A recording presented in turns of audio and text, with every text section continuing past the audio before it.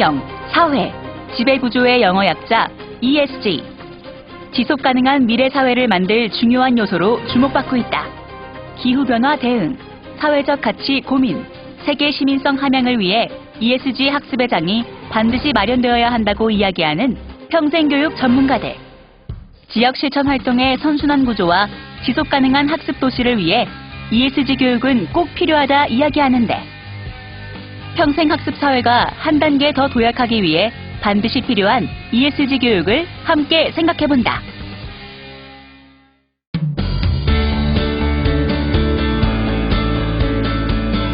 여러분 안녕하십니까? 환경사회 지배구조의 영어 약자인 ESG.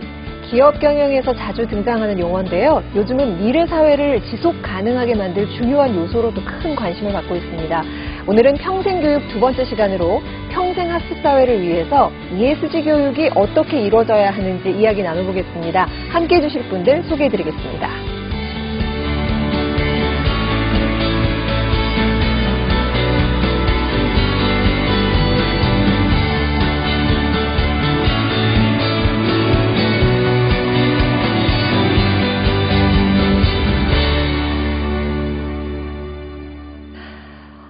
회장님, 요즘 그 기업 경영에 쓰였던 ESG가 평생교육 차원에서 굉장히 이렇게 주목받고 있어요. 왜 중요하게 생각이 되는 거죠?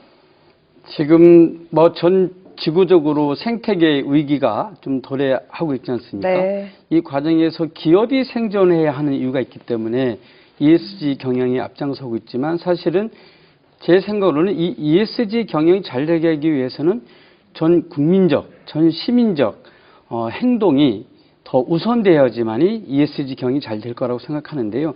그런 차원에서 ESG 평생교육이 저는 잘 진행돼야 된다고 생각합니다. 사실은 기후위기 속에서 어떻게 우리가 공존하는 사회로 갈 것인가, 탄소중립 실천운동을 어떻게 잘할 것인가, 이것에 대한 모든 국민들이 함께 알고 이해할 수 있도록 하는 교육이 필요하고, 한편으로는 이것이 위기이자 기회이다라고 하는 생각도 우리는 또 필요하거든요. 무슨 말씀이냐면, ESG 경영을 잘할 수 있으려면 사실은 사회적 경제 활동을 하는 기업들이 많이 생산되어질 수 있도록 하고, 기존의 기업 활동도 새로운 변화가 필요하다고 보거든요.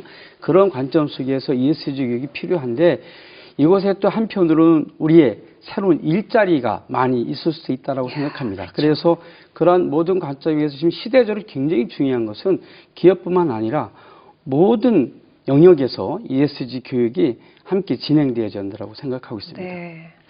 박사님, 사실 우리 시청자 여러분들 중에서는 ESG 많이 들어봤는데 그게 뭐지? 하는 분들도 계실 것 같아요. 그래서 그 정확한 개념도 좀 설명을 부탁드리고, 평생 교육하고 또 어떻게 관계가 있을지 그것도 궁금합니다. 네.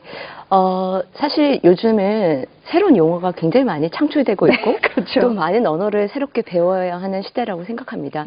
근데 ESG는 저는 어떤 측면에서 이 개념 자체가 시청자분들도 알고 계시듯이 E 자체는 환경적인 부분, 그리고 S는 소셜이라고 해서 사회적인 부분, 그리고 G는 가버넌스라고 하는 그 지배 구조 측면에서의 이야기를 담고 있습니다. 이 세 개를 하나의 약어로 ESG라고 하고 있는데요. 미래 사회의 변화를 위해서 아까 시장님께서도 말씀을 하셨겠지만, 어떤 측면에서 새로운 사회, 더 나은 공동체, 건강한 사회를 지속 가능하게 만들기 위한 전 사회적인 노력이고, 이건 전 지구적인 움직임이기 때문에 그렇죠. 앞으로 평생교육 차원에서도 굉장히 중요한 철학이자 패러다임이 될 거라고 생각을 합니다. 네. 지금 진천군이요, 17년 동안 평생학습 도시로 성장을 해왔습니다. 그리고 거기서 이제 평생교육사로 활동을 하고 계시는데, 일단 평생교육사가 어떤 역할을 하는 건지도 궁금하고요. 그리고 평생학습 도시로 진천군이 성장하게 된 그 과정도 좀 궁금하거든요. 네.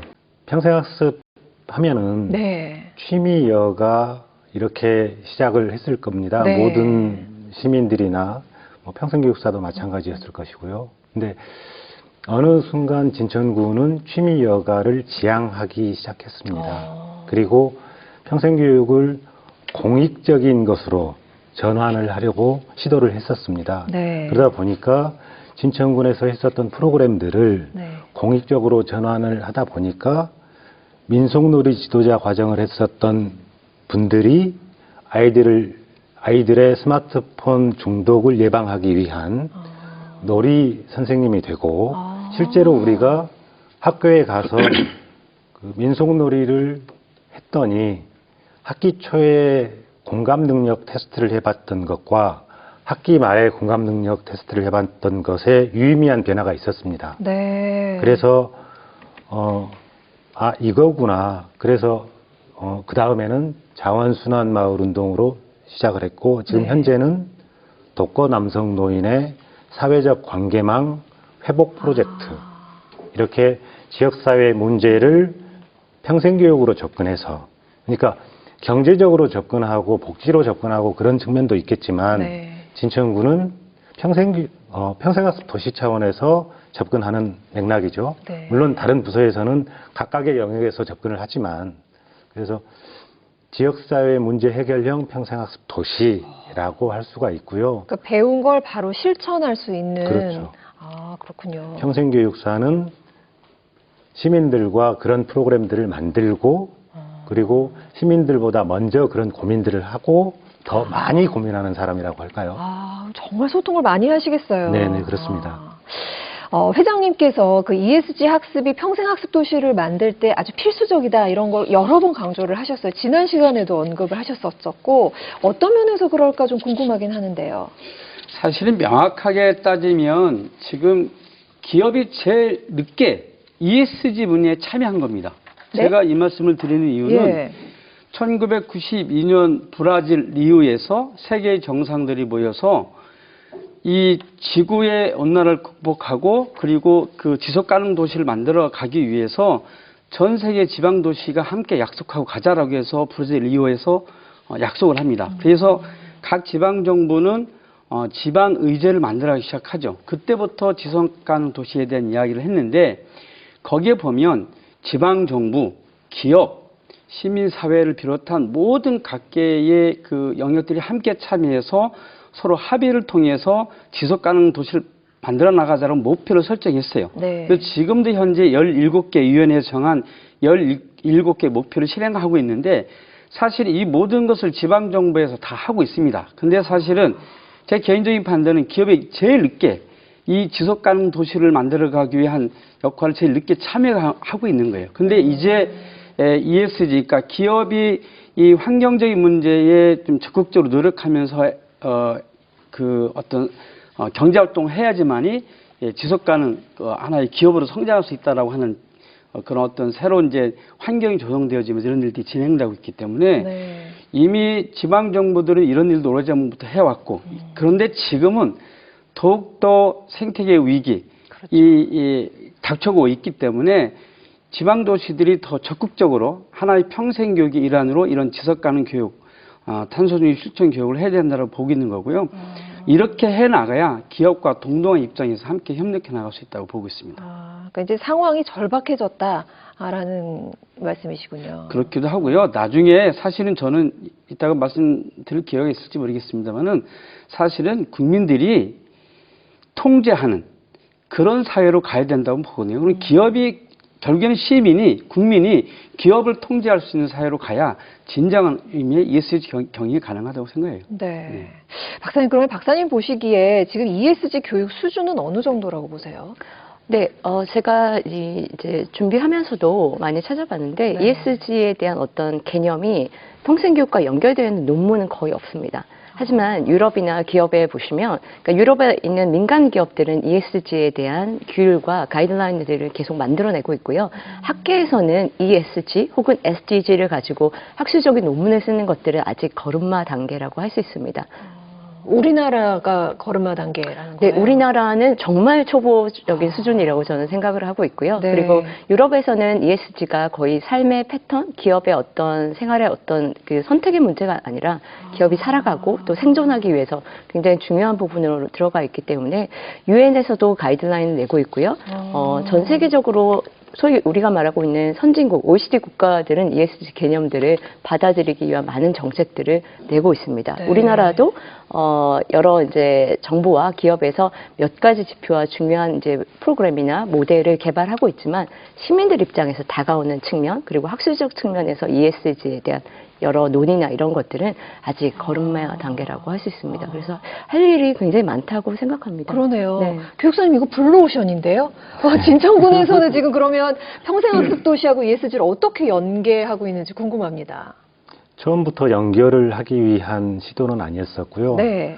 시민들의 제안으로 시민들의 문제 의식으로 그래요? 환경교육이 필요하다에서부터 출발을 했습니다. 예. 그래서 평생학습과에서 환경 프로그램을 만들고 그들과 같이 환경 공부를 시작했는데 네.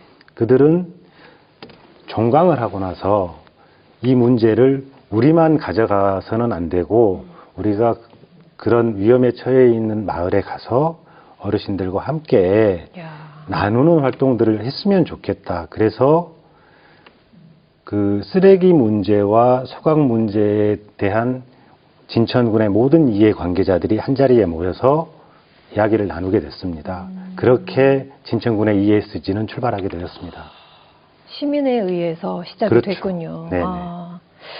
지금 진천군이요, ESG 교육을 통해서 평생학습도시 아주 좋은 모델로 자리를 잡고 있습니다. 자원순환마을로 어떻게 성장했는지 궁금하시죠? 함께 보겠습니다. 충청북도 진천군에 위치한 가암마을. 마을 어르신들이 분주하신데요. 마을 잔치라도 열린 걸까요? 대체 어딜 이리 급히 가시는 건가요? 어르신 지금 어디 가시는 거예요? 지금 자수씨 만나러 가고 있어요. 우리 자수씨 만나러 가요. 자원순환마을에 씨앗을 뿌리는 사람. 자순 씨를 보기 위해 모이신 어르신들. 안녕하십니까. 우리 가암마을의 어르신들 만나서 반갑습니다. 그동안 잘 하고 계시는 거죠? 네. 그러면 오늘 보수교육으로 해서 우리 어르신들이 그동안에 했던 거랑 또 앞으로 잘 해야 되는 거, 이거에 대해서 말씀드리려고 해요. 플라스틱에 대해서 이제 우리 알고 있는 플라스틱 아니면 페트, 요거에 대해서 이제 말씀드릴 거예요. 섹스병. 응. 응. 그렇지. 파란색 종량제 봉투인데 저거는 어떨 때 쓰죠? 그렇지. 우리 개인 집에서 아니면 경로당에서 사용하는 봉투가 아니에요. 저희는 자원순환 마을이라고 해서 마을에 가면 1차, 2차, 3차 교육을 합니다. 그리고 1차 시에는 불법 소각하지 말자고 강의가 들어가고요. 2차 시에는 분리배출하는 거, 그거에 대해서 얘기하고 3차는 시범을 보여드려요. 그동안에 배운 거에 대해서 다시 이제 해드리고 그분들이 또 할 수 있게끔 알려드리는 거. 그리고 교육 끝나고 나서 이제 10차 시로 모니터링을 계속 하면서 시정이 되는 거. 이제 교육 받았는데 그대로 실천을 안 하거나 이러면 그거에 대해서 다시 말씀드리고 이장님한테 얘기하고 이제 그 마을 주민들이 할 수 있게끔 저희가 계속 요구를 하죠. 농촌 원주민과 귀촌 주민 사이 갈등을 유발하는 가장 큰 원인 중 하나가 쓰레기 문제입니다. 농사 쓰레기와 생활 쓰레기를 분리 배출하지 않고 불법 소각해 민원으로 이어지곤 하는데요. 가암마을은 자원순환마을 교육을 통해 이를 극복했다고 합니다. 자원순환마을 교육은 자순 씨와 함께 마을 환경 문제를 진단하고 마을 주민들의 인식을 바꾸는 교육인데요. 덕분에 이전의 쓰레기 소각장은 흔적도 찾아볼 수 없을 정도로 마을이 깨끗해졌다고 합니다. 이쪽 둘레도 저쪽 뒤로도 다 소각 흔적이 있었는데 지금은 소각 흔적을 볼 수가 없는 것 같아요. 공기가 되게 좋아졌나? 마을이 깨끗해진 것 같아요. 여기서도 있었는데 소각통이. 그쵸? 처음에 저희가 자수시 할 때 1회차 마을을 할 때 마을에 교육 갔을 때 이 사실은 교육은 어르신들을 즐겁게 하는 교육이 아니라 어르신들에게 잔소리하고 이렇게 하지 마세요, 이렇게 해주세요 하는 잔소리하러 가는 교육이다 보니까 가면은 등 돌리고 이렇게 마주 앉지도 않으셨어요. 그러시다가 두 번째, 세 번째 마을을 찾아갈 때 저 14번을 가거든요. 마을 교육을 갈 때 어르신이 마음이 바뀌셔가지고 아 그래요? 다음에 언제 오는겨? 하고 달력에 오는 자순씨 오는 날 이렇게 동그라미 하시면서 기다리시는 모습에 참 감동을 받았고, 지역 사회 문제 해결은 평생 교육에 있다며 평생 학습 도시 철학을 지향. 진천구는 지난 2015년부터 자순 씨를 양성해 마을 리더로 활동할 수 있도록 지원하고 있습니다. 네, 일단 뭐 주민들이 그전에는 쓰레기 막 버리고 또 뭐 농촌 마을에서 발생되는 뭐 폐기물 이런 거 막 소각하고 그랬는데 그런 거 소각하는 게 없어지고 일단은 뭐 그런 공해 발생이라든가 뭐 쓰레기로 인해서 소각으로 인해서 그냥 폐해 이런 거를 인식이 많이 제고가 돼 갖고 주민들이 이제 그런 거 쓰레기통도 없애고 많이 이제 그 분리수거에 많이 동참하고 있습니다. 마을회관에서 가장 많이 나오는 쓰레기는 종이컵입니다. 개인 컵을 사용해달라는 이론적 교육은 물론 직접 컵을 만들어보는 활동을 통해 마을 주민들이 자연스럽게 환경을 보호하고 아끼는 마음을 갖도록 동기를 부여합니다. 종이컵 쓰지 말라고 이거 쓰라고. 너무나 그냥 재미있고 너무나 감사합니다. 너무 즐겁고요. 너무 재밌어요. 이게 좀 많이 좀 오셔갖고 이런 거 좀 많이 좀 해주셨으면 고맙겠습니다. 종이컵 쓰지 말라고 저거 만들었는데 종이컵을 쓰고 계세요. 먹을 거 안 만드시는 거예요? 아니 만들었는데 지금 물이 먹고 싶은데 어떻게 해요?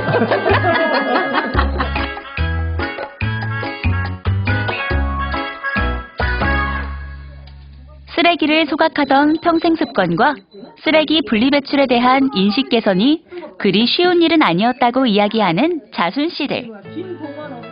농촌 마을에서 관습적으로 이루어지는 쓰레기 소각이나 투기 등을 예방하기가 어려웠었는데 자순 씨들이 마을에 방문하여 문제점에 대해서 알려주고 교육을 함으로써 지역 주민들과도 큰 마찰 없이 이렇게 변화를 이끌어낼 수 있었다고 생각을 합니다. 제일 중요한 건 지역 주민들의 환경 개선 인식에 대한 바람이 있기 때문이지 않을까 생각됩니다. 시민이 직접 참여해 지역 사회 내 가려운 곳을 긁어주고 상처난 곳을 치료하는데 평생 교육이 최고의 길잡이가 되길 기대합니다.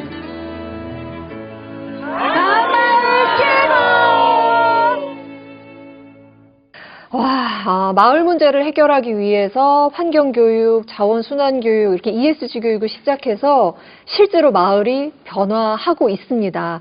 어떤 긍정적인 효과들, 카메라에 이제 모두 다 담지를 못했으니까 어떤 효과들을 보고 계세요?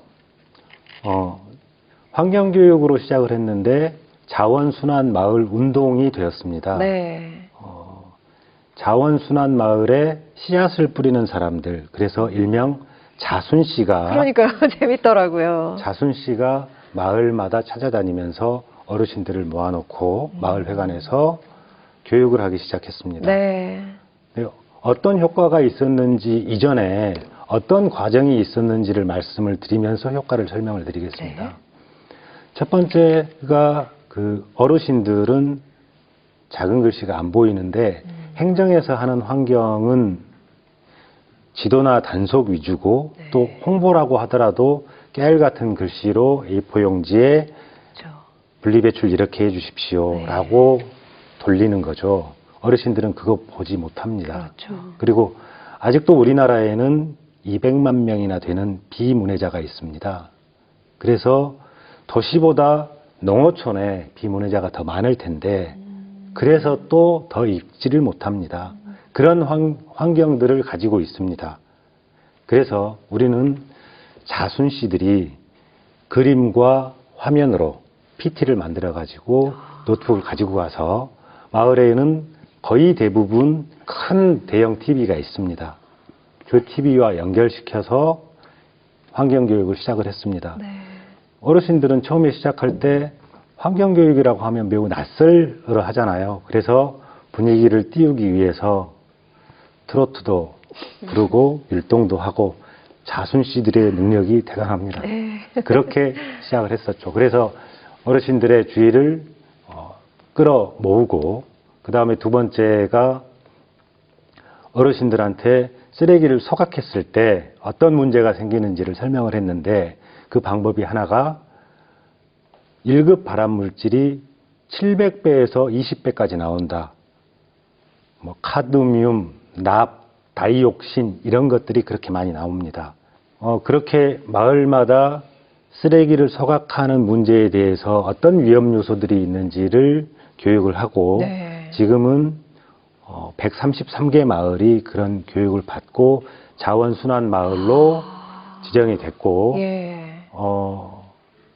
지금 현재 그 촬영에서 보셨듯이 가암마을은 80여 가구가 있는 마을입니다. 전원마을에서는 적지 않은 마을인데요. 80가구가 있는 마을에 소각용 드럼통이 하나도 없는 마을까지 생기게 됐습니다. 정말 뿌듯하시겠어요. 그런 소식들 접할 때마다. 귀에 걸리셨습니다. 교육사님이 지금. 얼마나 뿌듯하시겠습니까? ESG 교육 중에서 진천이 특히 그 환경교육을 중심으로 변화된 내용들 아마 이제 화면으로 쭉 보시면서도 깜짝 놀라셨을 겁니다. ESG 평생교육은 일단 실천이 되고 이 현실 사회로 들어왔을 때 확 이렇게 꽃이 피는 것 같아요. 어떤 긍정적인 효과들이 또 기대될까요? 예. 그 가장 중요한 것은 저는 늘 이제 지방 정부의 장으로서 역할을 하니까 가장 큰 것은 이제 시민들의 변화, 자기 삶의 변화가 이루어지는 거고요. 지역사회에서 이런 모델들이 성공을 하게 되면 가장 먼저 따라서 배우는 것은 바로 옆 동네 분들이세요. 네? 그래서 옆 동네 분들. 네, 그래서 한 도시가 그렇게 점점 성장해 나갈 수 있는 거죠. 야. 그런데 보다 중요한 것은 뭐냐면 이것이 그러니까 그 단순한 환경 교육에서 뛰어넘어서 지속가능 발전 도시로 가기 위한 굉장히 중요한 요소다라고 하는 것에 대한 시민적 합의 이런 과정들이 굉장히 중요하다고 보고 있어요. 그래서 이것들이 그냥 광범하게 이루어져야 할 때가 됐다라는 생각을 좀 갖고 있습니다. 그래서 실제로는 기존에는 환경 교육이 하나의 좀 환경운동 하는 이제 분들의 영역이었다면 그 단계를 뛰어넘어서 지방정부와 시민사회에서 그 전체적으로 함께 새로운 이제 캠페인, 운동으로 진행이 되면서 이것이 우리의 결국에는 생존의 문제다라고 하는 것을 깨닫게끔 하는, 그래서 함께 실천 행동하게끔 하는 것들이 굉장히 중요할 것 같아요, 앞으로는. 그 위에서 그냥 내려오는 게 아니라 오히려 교육을 받고 알게 된 분들이 자발적으로 운동을 시작하고 움직이고 이웃 동네를 변화시키는 너무나도 의미 있구나라는 생각이 드는데, 사실 교수님 저희가 환경하면 뭐 에너지 사용, 탄소 중립, 기후 변화 이 정도 생각이 나거든요. 근데 전문가분들이시니까 평생교육 내용들을 정말 따지고 보면 너무너무 무궁무진할 것 같아요. 어떤 교육들이 이렇게 실생활과 접촉할 수 있을까요? 사실 평생교육은 이제 인간이 태어나자마자 요람에서 무덤까지 계속 지속적으로 학습하고 자신을 성장시키고 변화시킨다는 그런 개념입니다. 그래서 학교에서만 배우는 것이 아니라 우리가 삶터에서 지금 이런 방송에서도 아마 들으시는 시청자분들도 새로운 인식을 전환하시고 새로운 관점과 생각을 가지실 텐데요. 지금까지 말씀을 이제 나눈 굉장히 중요한 케이스와 또 사례들을 저희가 오늘 지금 같이 봤지만 이게 환경 중심으로만 들어가는 게 아니라 ESG는 굉장히 사회적인 부분과 그리고 투명 사회를 위해서 민주사회를 만들기 위한 전반적인 것들이라고 저는 생각을 합니다. 그렇기 위해서 학교의 교육과정에서 ESG가 있으니까 이걸 배우고 이런 요소들을 학습해서 실천하자라는 것으로 저는 한계 지을 수 없다고 생각하고요. 시민들이 일상을 살아가고 있을 때 우리가 낯선 타인들을 만나고 다양한 사람들의 어떤 노동을 이제 저희가 활용하기도 하고 그 노동으로 인해서 편리한 삶을 살아가고 있는데 어떻게 하면 어떤 더 나은 삶, 더 인권적이고 그리고 더 변화를 이룰 수 있는 공동체에 대한 그런 거기 때문에 실천 영역은 평생교육에서 굉장히 다양하고 또 시민 참여라는 부분에서 매우 중요하게 다루어져야 할 아젠다라고 생각을 합니다. 그래서 제가 예를 들어서 말씀드리면 이게 그 단순한 환경 교육으로 이렇게 오해할까 봐서 좀 말씀드린데 방금 연구원님 말씀하셨던 것처럼 그냥 광명시를 예를 들면 광명시도 ESG를 해야 되는 거죠. 그런데 광명시가 이 탄소 중립이나 지속 가능 도시에 관련된 교육을 잘 하고 있는지 그런 정책 사업을 많이 하고 있는지 이런 것들을 시민들이 봐야 되는 거고요. 두 번째로는 그렇게 가기 위해서는 굉장히 건강한 어떤 하나의 도시의 모형을 만들어가기 위해서는 어떤 민주적인 참여, 행정의 참여 과정이나 그리고 갈등을 해소하는 노력이나 그리고 우리 사회에 좀 더 돌봄 정책을 강화한다거나 이런 것들을 잘하고 있는지 그리고 마지막으로 그런 거버넌스 관점에서 거기에 많은 시민들이 참여하고 있는지 이런 것들을 전체적으로 함께 그런 교육들이 필요하고 그런 것을 통해서 시민들의 합의가 필요하고 그렇게 해서 건강한 사회를 만들어 가는 것에 대한 교육을 진행해야 된다. 그러니까 그런 관점에서 ESG 교육이 단순히 기업에서뿐만 아니라 지방정부나 공공기관이나 모든 영역에서 이루어져야 할 때가 됐다라고 하는 겁니다. 아, 그런데 근데 정말 E에서 출발해서도 SG가 다 이렇게 연결이 그렇죠. 되네요. 그러니까 전 세계가 그렇게 가야 좀 지구의 위기를 극복할 뿐만 아니라 좀 건강한 그 새로운 사회를 만들어갈 수 있다라고 하는 거죠. 예. 그래요. 박사님 그 이력 보니까 굉장히 화려하시더라고요. 또 유엔에서 평생교육 관련 교육 전문가로 또 활동 중이시기도 한데 뭐 S나 G에 대해서 우리 뭐 시장님만큼 회장님만큼 또 하실 말씀 많으실 것 같아요. 네, 그 유엔 활동이나 또 교육 전문가로서 정책을 평가하고 컨설팅하는 과정에서 굉장히 다양한 나라를 다녀봤습니다. 근데 그런 소위 선진국이든 개발도상국이든 다양한 나라를 다녀보면서 느꼈던 건 우리가 진짜 말로만 하는 ESG가 아니라 미래 사회를 위해서 지금 있는 모든 자원과 모든 욕망을 다 충족시킬 수는 없거든요. 네. 다음 세대가 정말 중요하고 그 다음 세대에게 안전하게 바톤 터치를 할 수 있도록 하기 위해서 그렇죠. ESG는 하나의 정신이 되어야 한다 생각하는데 유엔도 ESG라는 그 기준과 어떤 가이드라인을 중심으로 기업이 어떤 인권 경영을 하고 있는지 그리고 비즈니스 영역에서도 친환경적인 부분 그리고 노동에 대한 부분 그리고 생활에 대한 안전에 대한 부분 그런 것들이 통합적으로 활동이 되고 있기 때문에 보통 유엔 활동을 하는 전문가들 역시 그 ESG에 대한 개념을 정말 내가 내재화해야 하는 것이고 그게 내재화하지 않고는 그 활동이 이루어질 수 없기 때문에 우리도 유엔에 있는 주요 멤버 국가이기 때문에 저희 시민들도 이런 유엔에서 얘기하는 의제이기 때문에 중요해서 따라간다 이게 아니라 새로운 패러다임으로서 더 나은 공동체, 함께 동반 성장할 수 있는 그 사회를 만들기 위한 그런 노력들이 학교뿐만 아니라 정말 시민사회로 미디어 이런 곳에서도 계속 강조되고 변화를 이끌어갈 수 있는 노력들이 조금씩 필요하다고 생각합니다. 네. 지난 시간에 저희가 그 광명자치대학을 소개를 해드렸는데요. 거기 기후에너지과가 있고 마을 공동체학과도 있었습니다. 이런 학과들이 그 ESG 교육하고 어떻게 연관이 될까요? 이렇게 보시면 돼요. 그러니까 기후에너지학과는 이제 우리가 어떻게 하면 탄소 중립 시대를 만들어 갈 것이냐. 네. 현재 지구의 위기는 어느 정도까지 와 있다. 이런 거에 대한 교육을 다 받을 거잖아요. 그렇죠. 그래서 이를테면 아까 잠깐 말씀드렸던 것처럼 그 교육 과정에서 기후 강사도 배출되어지고 하는데 그런데 그런 교육을 마치신 분들이 보면 사회적 경제학과를 또 들어가요. 그 사회적 경제학과에 들어가서 뭘 하냐면 그러면 그런 새로운 이제 탄소 중립 시대에 살아가기 위한 여러 가지 활동을 하다 보면 거기에 새로운 어떤 그 일자리나 창업할 수 있는 새로운 아이템이 생기잖아요. 그래서 사회적 경제 기업으로 탄생하기 위해서 이분들이 좀 동아리를 구성해서 학습하고 함께 창업하는 것을 교육하고 현장 방문하고 하는 거죠. 그렇게 해서 이분들이 협동작업을 만들게 됩니다. 그러면 이분들이 그 다음 단계에서 마을 공동체 학과에서는 그럼 마을에서 이걸 어떻게 이것을 함께 활동하면서 리더로서도 성장도 하고 이것을 강화하기 위해서 그러면 갈등에서는 어떻게 하고 이런 사회적 경제 기업과 어떻게 네트워킹을 시킬 것인가에 대한 끊임없이 협의를 하죠. 그렇군요. 그래서 한 가지 예를 들면 요즘 공정관광이라고 들어보셨어요? 공정관광. 예. 새로운 이제 개념이 만들어진 건데 과거의 그 관광은 어디 유명한 관광지에 가면 그 길 막히고 교통 혼잡을 막 일으키는데 사실 지역 경제에 큰 도움이 안 된다는 거죠. 메이저 주순으로 돼 있으니까. 그런데 지역 안에서의 지역 경제를 살리는 공정 관광을 하자. 이런 것들이 새로운 이슈로 만들어지고 있고 그래서 저희 시도 이걸 하는데 이렇게 해요. 여기 기후 공부하시고 사회적 경제 공부하신 분들이 이 사람들이 만든 회사가 있어요. 협동조합. 그러면 그 협동조합에서 만든 식당이 있어요. 거기에 가서 그런 친환경 제품, 친환경 그 식단에서 밥을 먹고 또 거기에서 이제 사회적 경제와 관련된 기업 가서 경험하고 체험하고 또 그에 관련된 또 커피숍이 있어요. 뭐 도서관처럼 연결해 놓은. 이렇게 그 안에서의 공정관광이 이루어지죠. 그러니까 이런 부분들이 따로 떨어져 있는 것이 아니고 함께 연결되어 있는데 이 안에 사실은 이 ESG 교육이 이 안에서 다 이루어지는 겁니다.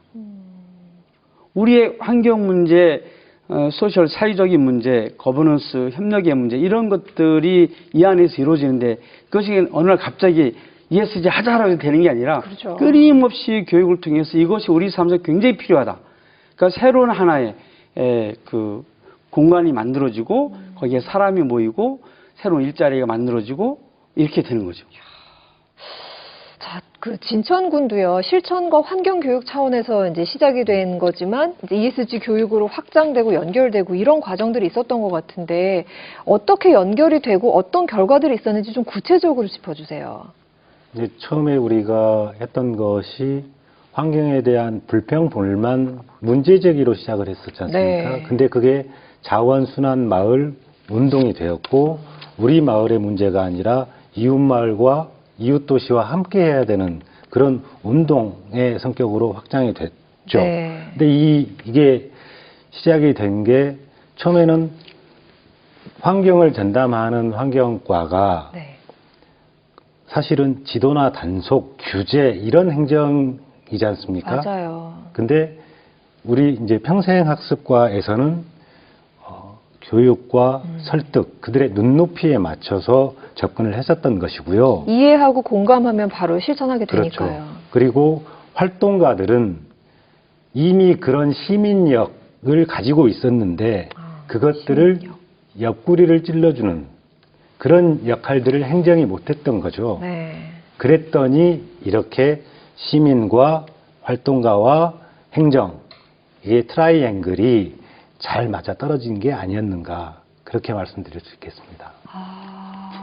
사실 그러면 이제 그 자원순환 마을 만들면서 활동가, 그 다음에 행정, 이 협력이 되게 자연스럽게 지금 이루어지는 것 같거든요. 그게 주의 아니에요? 교수님? 중요한 말씀, 중요한 질문 해주셨는데요. 네. 제가 생각했을 때 그 G가 사실 가버넌스라는 이 단어가 시민들 입장에서 아마 시청자 입장에서도 잘 와닿지 않을 것 같습니다. 네. 사실 행정 용어고 경영 용어긴 한데 이 가버넌스에 들어가는 개념은 투명한 시민사회를 구성하는 것뿐만 아니라 기업 안에서 의사결정이 강력한 힘을 가진 CEO가 내가 원하니까 너 이거 해 해서 따라가는 게 아니라 네. 구성원들이 참여하고 민주적 의사결정에 들어갈 수 있는 그 가버넌스 그리고 모니터링을 해야 되죠. 내가 약자기 때문에 나는 어떻게 들어가는지 난 몰라 이게 아니라 힘이 없는 사람, 일반 시민 혹은 아마 어떤 소수자라도 내가 참여하고 있는 이 사회에 대해서 또 기업에 대해서 시민사회에 대해서도 어떻게 돌아가는지 모니터링하고 감시할 수 있다면 절대 권력자를 이제 방지하면서 그렇죠. 더 나은 건강한 공동체를 이루어간다는 게 저는 G 개념이 굉장히 광범위하면서 중요한 시스템을 외연을 확장하고 있는 그런 거라고 생각을 합니다. 진천에서는 몸으로 실천해서 보여주고 계세요, 진짜. 이렇게 보시면 되는 네. 거죠. 방금 연구원님이 말씀하신 것처럼 그럼 그 회사가 그렇게 하고 있는지 없는지를 이제 국민들이 본다는 거죠. 그러니까 그렇죠. 소비자들이 본다는 거죠. 네. 그래서 그 회사는 갑질 회사야. 무슨 사고를 많이 일으켜. 최근에도 이제 그렇죠. 방송이 많이 네. 나타나잖아요. 네. 그러면 국민들이 어떻게 그 행동을 하냐면 시민 행동을 하냐면 불매 운동을 하잖아요. 그렇죠. 그러니까 그렇게 가는 그 과정까지가 다 우리 지혜의 관점, 거버넌스의 그렇군요. 관점으로 봐주면 될 것 같아요. 네. 맞아요? 네, 시민들의 착한 소비 그리고 네. 건전한 소비 이런 네. 것들 합리적인 소비 행동이 그냥 그 제품이 우수하고 싸기 때문에 가는 게 아니라 그렇죠. 어떤 노동자의 생활권이나 안전권이나 이런 것들이 침해됐을 때 시민들은 연대 성명을 하고 참여를 하거든요. 네. 그러니까 그 착한 소비를 봤을 때도 사실 어떻게 하면 더 나은 선택을 하고 더 나은 이제 소비 활동을 하고 이런 것들이 시민들이 자각하면서 깨이면서 참여하는 거라고 저는 생각합니다. 그러니까 지 개념이 그런 사회로까지 가자라고 하는 그렇죠. 거고 그렇죠. 그거를 이제 기업에만 적용하는 게 아니라 EBS에도 광명시에도 진천군에도 다 적용되어지는 사회로 가야 된다는 거죠. 그러네요. 예. 지금 말씀만 들으면 당장이 전 지구적으로 큰 변화가 올 것 같거든요. 아니, 그거를 이제 누가 먼저 시작하냐 굉장히 중요한 거죠. 그렇죠. 네. 그리고 이제 그 시작 참여는 단계라는 거죠. 그 참여는 우리 시민들이 예, 예. 자발적으로 시작을 하는 거고요. 네. 근데 평생학습도시 협의회에서 그 190개 지자체가 참여하고 있다 지난 시간에 그렇게 말씀을 하셨는데 네, 이 지자체들이 ESG 교육에 어느 정도로 지금 노력을 기울이고 있다고 보십니까? 이제 숙제죠.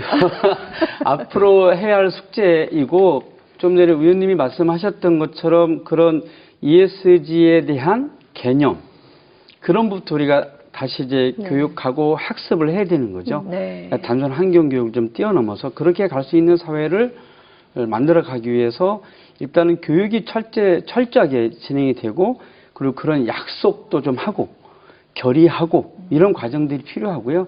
이것과 관련된 프로그램을 개발하는 것도 굉장히 중요한 우리의 과제입니다. 이 쉽게 접근하면 안 되거든요. 단순한 환경 교육으로만 끝나면 되기 때문에 이 프로그램에 대한 어떤 개발도 굉장히 중요하고요. 그 다음에 실제로 필요한 것은 저는 이렇게 보는데 그렇게 해서 우리 그 평생도시지방정부협의회가 이런 ESG 평생교육을 막 내년에 전체로 해서 어떤 국민들, 시민들의 인식이 확산되어지면 아까 제가 잠깐 말씀드렸던 것처럼 요즘 기업들에 대한 ESG 평가 하잖아요. 네, 하고 있죠. 최근에 그 어느 환경단체가 우리나라 상장기업 2,000개 기업에 대해서 평가한 걸 잠깐 봤는데 그러면 이제 국민행동을 하는 거죠. 시민행동을 하는 거죠. 꼴찌 한 데가 어디야? 그래서 그 회사에 대한 아까 말씀하셨던 것처럼 그 S나 G 분야에 대해서 뭐 ESG 분야에 대해서 만약 꼴찌다. 그러면 거기에 대해서는 시민들이 뭐 그 아까 말씀드렸던 뭐 그 소비자 행동이 일어나는 거죠. 어떤 형태로든지. 뭐 이미 기업에서는 금융권에서는 그 평가에 의해서 그 안 좋은 데는 이미 대출도 안 해주고요. 투자회사들은 어디 투자해야 될 때를 어디다라고 얘기를 해주고 여기는 투자하면 위험합니다. 이런 것까지 다 해주고 있잖아요. 그러니까 그렇게 기업이 변화하고 있는데 일정한 시간이 흐르고 나면 이제는 시민들이 시민행동에 나서서 시민들이 통제하는 그런 사회가 오지 않을까라고 보는 거죠, 저는. 교수님, 그럼 해외에서는 ESG 교육 어떻게 하고 있어요? 저는 이제 해외 사례를 살펴보면 일단 EU에서 나오는 많은 프로토콜이나 가이드라인 같은 거는 나오고 있습니다. 특히 유럽에서 진행되고 있는 여러 기업 민간 업체들이 이 ESG를 하는 인사들을 뽑고 그 중간 관리자를 경영하는 데 있어서 교육하고 훈련하는 트레이닝 프로그램도 많이 진행되고 있는 것 같습니다. 근데 단순히 ESG가 오늘 저는 꼭 강조드리고 싶은 게 이건 환경 교육이 아니라는 것, 환경 교육에만 국한된 게 아니라 사회를 지속 가능하게 변화시키기 위한 이 S 안에 있는 사회와 지속 가능성을 말하는 서스테이너블한 이런 것들이 강조돼야 한다고 보기 때문에 유럽에서는 어떤 시민들이 단순히 내가 그 일회용 컵을 쓰지 않고 그냥 이걸 뭐 환경 쓰레기를 버린다라는 수준으로 가는 게 아니라 말씀하셨듯이 이 기업이 얼마나 윤리적 경영을 하고 있는지 그리고 내가 참여하고 있는 내가 살고 있는 이 구에서 일어나고 있는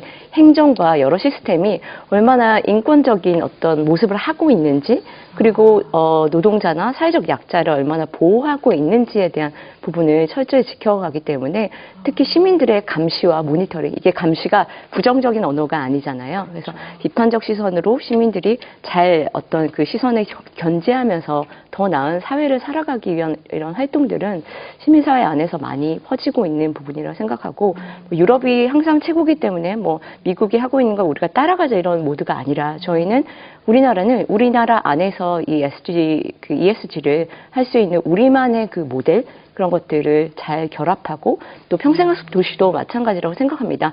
그 평생학습 도시에서 시민들에게 ESG 교육을 합시다라고 아젠다라 캠페인으로 가져갈 수 있지만 평생학습 프로그램에 참여하지 못한 굉장히 분주한 일반 시민들도 있거든요. 이 분주한 일반 시민들에게 저는 다가가야 하는 게 뭐라고 생각하냐면 사회 문화의 변화라고 생각해요. 그래서 제가 말씀드렸던 패러다임 이렇게 나아가야 되지 않느냐라고 하는 그런 것들을 나와 너가 약간 조금씩 합의하고 우리가 그런 것들을 합의하면서 더 나은 것들을 제도와 시스템에만 기대지 않고 공동체 안에서 동반하여 성장할 수 있는 것들을 시민들이 참여하면서 각성하고 조금씩 변화를 이뤄가는 게 중요한 앞으로 나아가야 할 모습이라고 생각을 합니다. 요즘 또 SNS가 굉장히 발달해 있는데 시민들의 힘이 한데로 모이기 참 좋은 환경이 아닌가 싶기도 하고요. 그 ESG 교육을 이제 해야 되겠다는 건 아마 우리 시청자 여러분들 다 동의를 하셨을 거라고 봅니다. 근데 평생 교육사분들이나 또 전문가들이 좀 많이 양성이 돼야 될 텐데 이 부분에 대해서 어떤 교육이 이루어져야 되고 또 어떤 지원이 있어야 될 거라고 보십니까? 과거의 교육이 네. 일방적으로 상대를 가르치는 교육이었다면 네. 현재의 교육은 상호작용하고 교학 상장하는 교육이어야 된다고 생각을 합니다. 네. 더군다나 성인들을 대상으로 하는 평생교육은 말할 나위가 없죠. 그렇죠. 그리고 그런 상호작용이라는 것은 경험에서 나오는 것이지 이론에서 나오는 것은 아니라고 봅니다. 그래서 활동가들은 실제로 실천하게 하고 활동하게 하고 그런 자리를 만들어주는 것이 전문가들을 양성하는 것이고 네. 평생교육사들은 책상에 앉아 있을 게 아니라 현장에 나가서 시민의 목소리를 들어야죠. 근데 오래 들어야 됩니다. 깊이 있게 들어야 됩니다. 그래야 그들이 원하는 것을 진짜 파악하고 평생교육으로 전환시켜서 녹여낼 수가 있겠죠. 그리고 마지막으로 바란다면 190개 학습도시뿐만이 아니라 나머지 36개의 기초자치단체, 광역도시에 근무하고 있는 평생교육사들의 대부분이 네. 비정규직입니다. 임기제로 근무를 하고 있습니다. 그래서 임기제라는 거는 기한이 있어서 재계약을 해야 되는 그런 조건이 있는 거죠. 그런 조건을 또 충족시키기 위해서 5년 동안 쉼없이 달립니다. 또 다시 면접을 통하고 다시 5년 동안 계약을 하고 그런 과정들이 번아웃을 만들어내는데 법과 제도로서 평생교육 현장에서 뛰고 있는 평생교육사들이 번아웃을 당하지 않는 그런 제도적인 뒷받침이 되었으면 좋겠다는 바람입니다. 네. 평생학습도시협의회 회장님께서 귀 기울여 들으셨을 것 같습니다. 평생교육을 이제 전생이 교육 차원에서 본다면 ESG 교육도 이제 연령별로 좀 교육시키는 부분들도 많이 고민을 하실 것 같고요. 앞으로 이제 고민하고 만들어 가야 될 그런 부분들도 세세하게 많을 것 같은데 마무리로 한 말씀 좀 부탁드릴게요. 네, 그 말씀 드리기 전에요. 네. 방금 어제영 평생 씨 말씀하신 부분에 짧게 말씀드리면, 그러니까 중앙정부나 각 지방정부가 이런 이제 평생교육사들이 안정적인 구조 안에서 이러한 일들을 잘할 수 있는 체계를 만들어 달라 이 말씀이신 것 같아요. 네. 지난번에 다른 그 평생교육사 한 분도 전국 평생학습도시협의회에서 이런 문제에 대한 깊이 있게 고민해서 각 지방정부가 단체장들 근무를 했다는 말씀해 주셨는데요. 저희가 잘 회장으로서 역할을 할 수 있도록 하겠습니다. 아유, 감사합니다. 모든 저 연령층에서의 평생교육의 필요성 말씀해 주셨는데, 사실은 청소년들에 대한 이런 분야에 대한 교육이 우선 되어져야 된다고 생각해요. 왜냐하면 저희 시가 얼마 전에 500인 원탁 토론을 했어요. 근데 500 원탁 토론회 하면서 그전에 500인한테 먼저 여쭤봤어요. 설문조사. 이제 우리 시의 발전을 위해서 가장 원하는 게 뭐냐. 근데 10대는 90%가 기후위기 문제였어요.